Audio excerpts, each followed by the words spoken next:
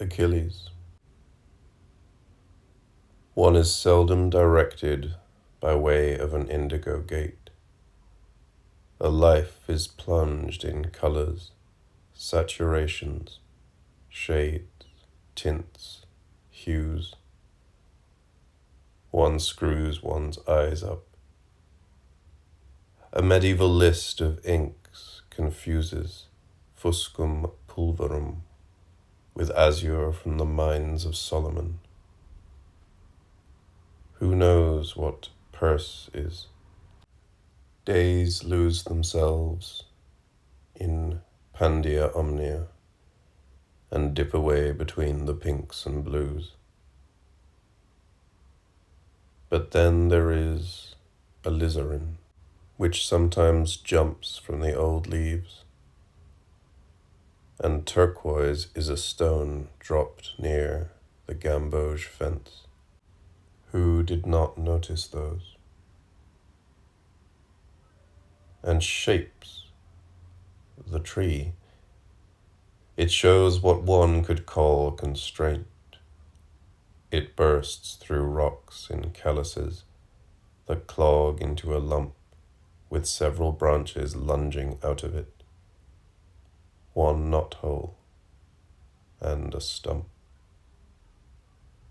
The thing has corners to it, pockets, ledges, wedges, all chalked in with lichen on them, found out by the sun that stabs down from the right, detecting olive green. In 1633, when she was 25, on a creamy marble slab in the south aisle, they drew Elizabeth Havers.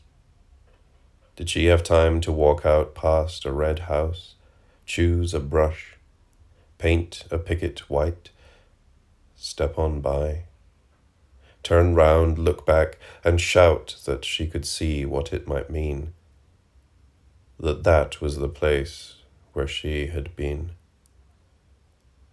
She is a whisper, smoke and cream. What had she really seen? She rolls her eyes and wears her shroud so that it does not cover her lace cuff.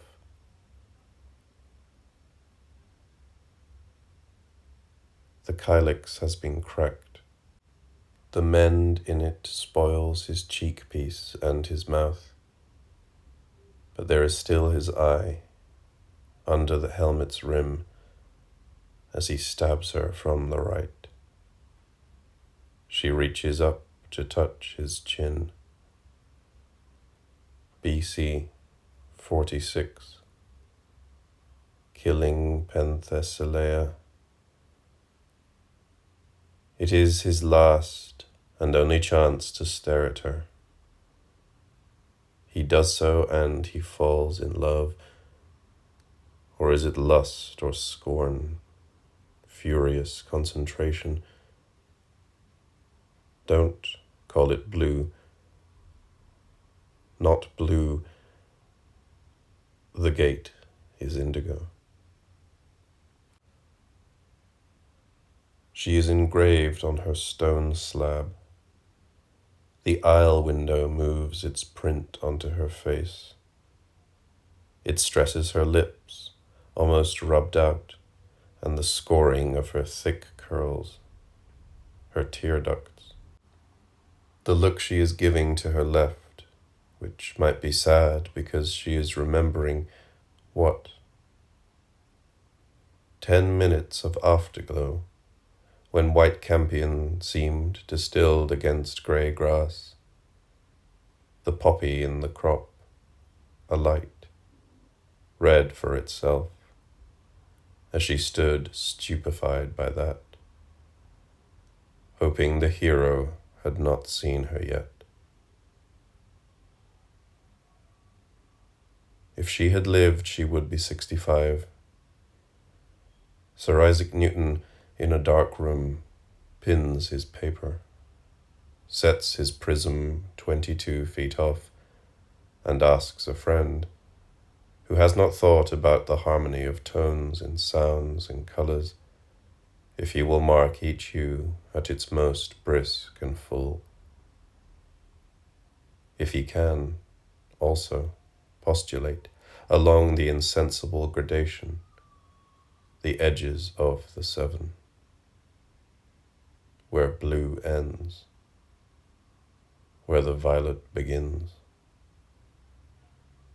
The pencil in hand, the hand and pencil are suddenly intensely indigo.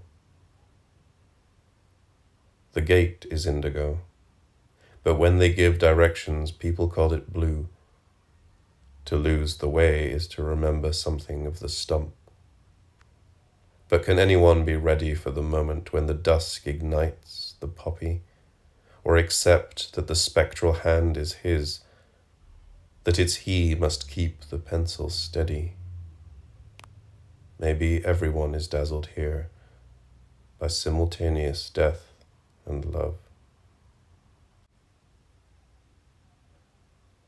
This morning in the pool at Lime Kiln Sluice, a heron wades, and his deliberations are proposing ripples which reflect on him, run silver collars up his neck, chuckle his chin, then thin to sting the silence where he points his beak, his round and rigid eye. Perhaps he knows he is caressed.